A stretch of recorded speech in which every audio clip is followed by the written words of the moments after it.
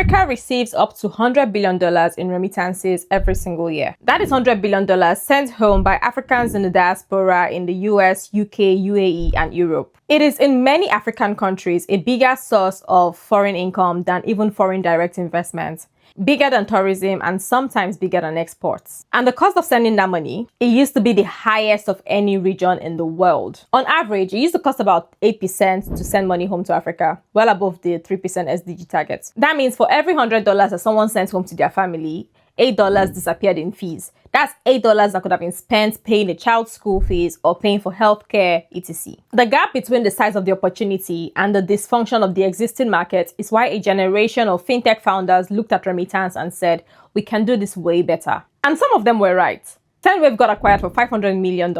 There is also Zepz, formerly World Remit, which has raised close to $1 billion in total. LemFi has also become a serious player in African corridors. And more recently, MoneyPoint has joined. But for every one of those that succeeded, there are dozens of startups that tried and failed. They either ran out of money, got crushed by regulation, couldn't get a banking partner, or couldn't get volume. So today I'm going to give you the real picture, not the pitch deck version. The actual mechanics of what it takes to build a remittance business, what the opportunities look like, what the obstacles are, and what separates the companies that survive from the companies that don't. Let's get into it. Let's start with why this market attracts so much attention, because the numbers are genuinely staggering. Global remittance flow to low and middle income countries topped $600 billion in recent years. Out of that, Sub-Saharan Africa receives about $50 billion annually. North Africa adds another $30 billion to $35 billion on top. The total for the African continent is north of $80 billion a year. Now, here is what makes that number even more interesting. Remittances to Africa are remarkably resilient. And that's because when a family is in crisis,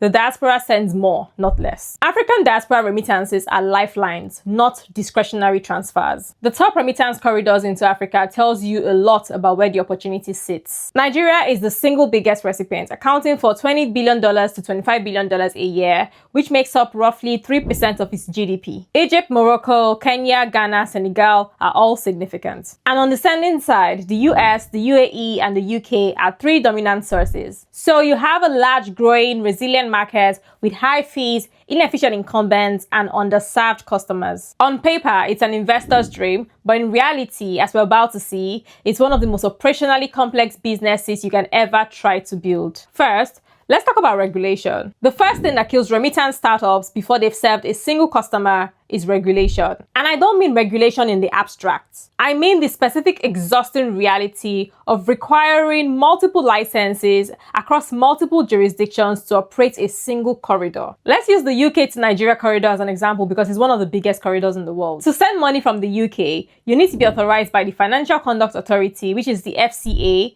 as a payment institution or an electronic money institution. That process involves demonstrating adequate capital, a robust KYC and anti-money laundering checks, a detailed business plan, and qualified management. It takes months, and it costs money in legal and compliance fees before you've served a single customer or processed a single transaction. And then, to receive and disburse funds in Nigeria, you need to be registered with and operate within the framework of the Central Bank of Nigeria. The CBN has specific rules about who can receive inbound remittances, how funds must be disbursed, and what reporting is required. Now, multiply that with every corridor you want to operate in. US to Ghana corridor means FinCEN registration, which is Financial Crimes Enforcement Network. It also requires money transmitter licenses in all individual US states. And there are 50 of them. Getting licensed in all 50 states can take anywhere from 2 to 3 years and can cost up to $1 million in legal and filing fees alone. Now, some startups choose to license state by state as they grow. Others partner with a licensed entity to get to market faster, but both approaches have trade-offs. And that's before you get to the operational compliance requirements. I'm talking transaction monitoring, sanction screening, customer due diligence, and suspicious activity reporting. It's also important for you to know that compliance is not a one-time cost. It's an ongoing operational function that grows as your volume and footprint expands. The founders who underestimate this either run out of runway while they're waiting for licenses, or they cut corners on compliance, and then they eventually face the consequences, which are usually more expensive than if they had done it right the first time. Now let's talk about banking. Let's say you've navigated licensing, you've built a fantastic product, you've got FCA authorization, you've got CBN approval. Now you're ready to move money. Now you want to get a bank partner. To actually move funds across borders, you need a financial institution. A bank. A bank that will hold your customers' funds, process your transaction through SWIFT networks or local payment rails, and act as a correspondent in each market. Without a banking partner, you have a license and a great product and nowhere to put your money. Now, here is the problem. Over the last 15 years, global banks have been aggressively de-risking their correspondent banking relationships. That means they've been systematically dropping clients they perceive as high risk for money laundering or regulatory violations. And remittance companies, particularly those serving in African corridors, are near the top of that high-risk list. The reason is structural. Remittances involve high volume of small transactions, often to and fro jurisdictions that global banks consider as high risk. The compliance burden of monitoring thousands of small transfers is very high, and the regulatory liability if something goes wrong is significant. So global banks have made a rational and frustrating calculation. The revenue from serving remittance companies is not worth the risk. What this means is that getting a banking partner willing to serve a remittance company is genuinely one of the hardest parts of the business. And keeping that banking partner is an ongoing challenge because these global banks can and do terminate these relationships with very short notice. The companies that have solved this, like Sendwave and Zepz, have done so through a combination of very strong compliance programs, direct relationships, and in some cases, building relationships with multiple banking partners as redundancy. Without a bank, you cannot participate in SWIFT. Most modern startups skip SWIFT's high fees and use net settlement instead. How does this work? Quite simply, they will hold a float of, say, Ghana cedis in Ghana and US dollars in the US. And so when a customer sends money, they simply move numbers on a ledger and pay out from their local Ghana pool. Well, I hate to tell you that you still need a bank in both countries to hold that float. But let me be clear, for a new entrant, getting a banking partner is a significant milestone and it's not guaranteed. Okay, now we've got licensing covered, we've got banking partner covered.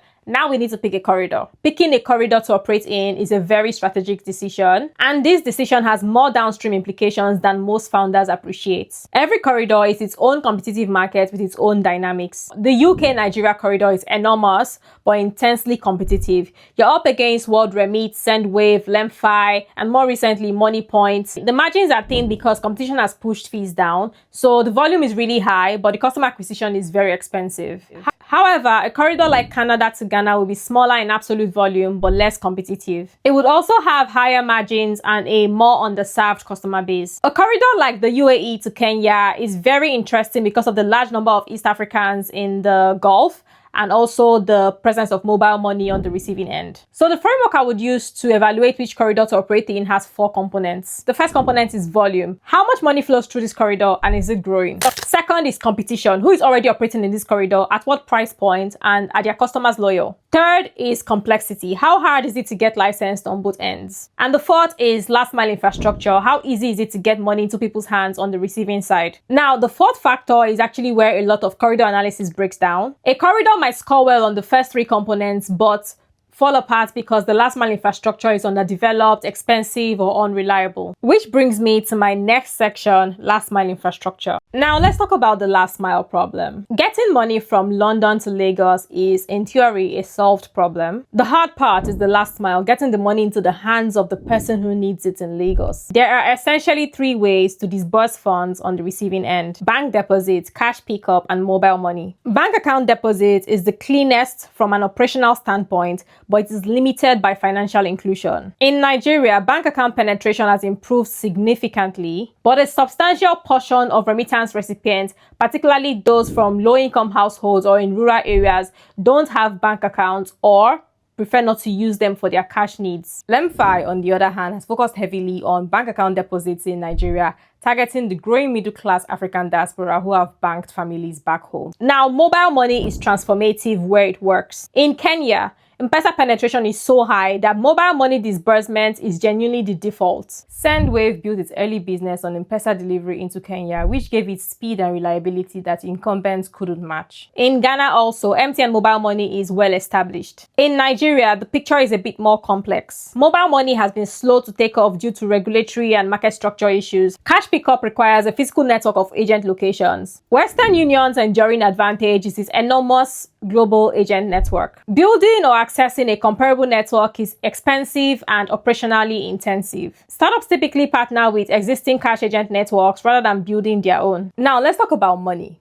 specifically about whether there's a viable business here at unit level. Remittance is fundamentally a volume business. Margins on individual transactions are thin. We're talking about a few percentage points at best, and competitive pressure keeps pushing them lower. The business only works if you can process enormous number of transactions efficiently. A simplified unit economics model looks like this. Your revenue per transaction is the fee you charge plus any foreign exchange spread. If you're charging 2% on a $300 transfer, that's $6 in revenue. If your FX spread adds another 0.5%, you're at $7.50. Now from that, you subtract your transaction costs. I'm talking banking fees, payment processing, customer support, compliance costs, fraud losses. And now you might have $3 to $4 in gross profit per transaction. Now think about what you need to cover your fixed costs.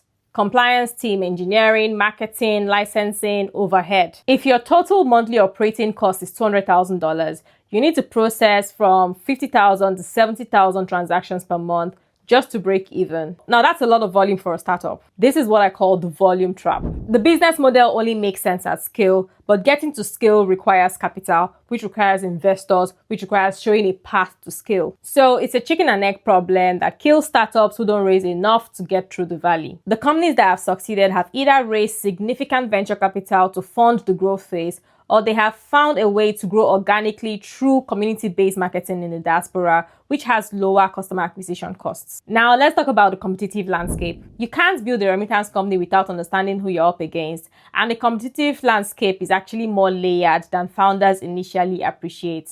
At the top, you have the legacy incumbents, Western Union, MoneyGram. They are slow, expensive, and operationally cumbersome. Their agent networks are vast, but their digital products are mediocre. However, they have decades of brand recognition with the older diaspora population who have been using them for years and are very slow to switch. And then you have the first generation of digital challengers, which are WorldRemit, Sendwave. These companies proved that the digital model works, but they are now large enough that they move slowly and have disadvantages in certain corridors. And then you have corridor specialists like LemFi who built remittance on top of trusted relationships, or Gray, which allows multi-currency accounts alongside transfers. Basically, these players have found a way to differentiate themselves beyond just price. And then you have telcos. MTN is building a Pan-African money transfer product. So what's the actual competitive advantage available to a new entrant? It's usually one of three things. 1, a specific corridor where incumbents are weak or slow. 2, a specific customer segment that is underserved. 3, a product innovation that genuinely changes the experience. Price alone is not a sustainable advantage because incumbents can always match your price. The African diaspora is not a monolith. A Ghanaian nurse in New York sending money to Accra has different needs, different behaviors, different trust signals than a Nigerian engineer in London sending money to Lagos. The companies that win are the ones that understand these distinctions deeply and build for them specifically. If you found this video valuable, I create explainers like this every week. Please subscribe and I'll see you in the next one.